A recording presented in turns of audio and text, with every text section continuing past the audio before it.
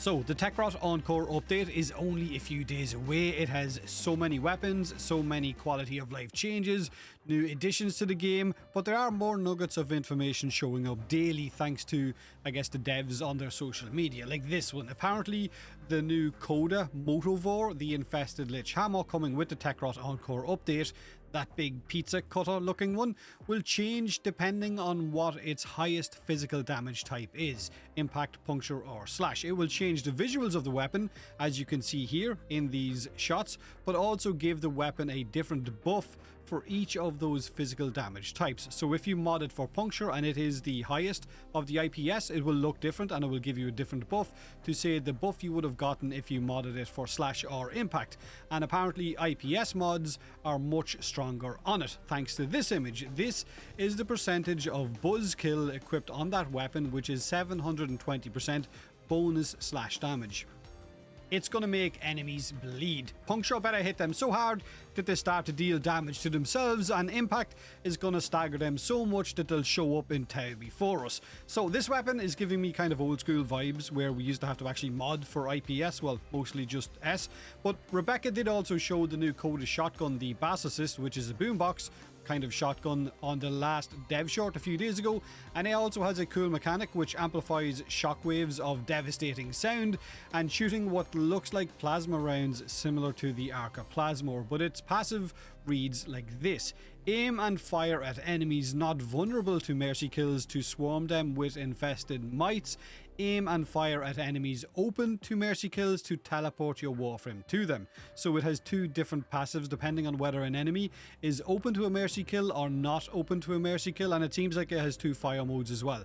Normal fire, which looks like the Arca Plasmor, and alt fire, which is a face-hugging mite, which looks like it also staggers enemies as well. Now on the footage, the shotgun also had 40% status chance, and I think it had 18% crit chance, but that might have been it fully modded because it was doing radiation blast and cold damage as well. On top of this, Pablo did show off yesterday some of what you can expect with Excalibur's Exalted Blade changes, since you're going to be able to mod it.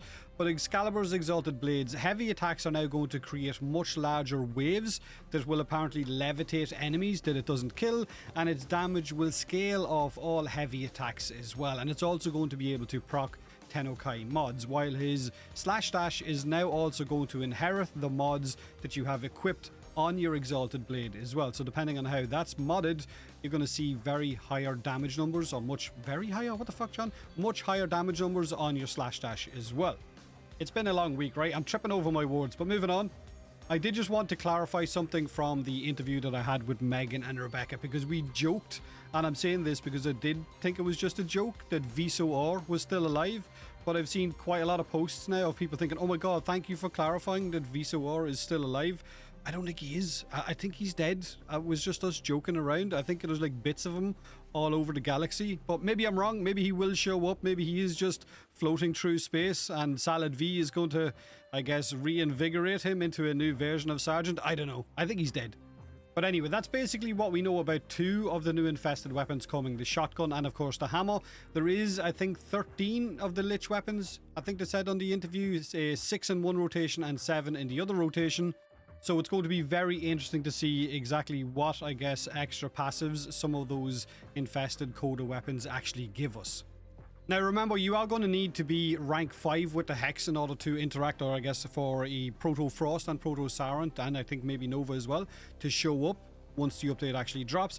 And next week, to help kick off Temporal Archimedia, they're going to provide additional 5 Netrocell search pulses alongside the Techrotte Encore. So you're going to have, I think, maybe the 5 at the start of the week, and then when the update drops, you're going to get an extra 5 to allow you to run Temporal Archimedia. Now, they did confirm in the interview when I was talking to Rebecca and Megan that all shards will be available in Temporal. So the combo one, so orange, green, purple, will show up in the Temporal Archimedia as well. So if you want to save your pulses just to make sure you can run that, make sure and do. And on a final note, during the interview with Rebecca and Megan, we also mentioned someone called Clark, who apparently is going to make the most busted Baruch ever, and plenty of you are asking who the hell is Clark. So I'm going to leave Clark's Twitch and his YouTube in the description of this video. He is No Sympathy on Twitch.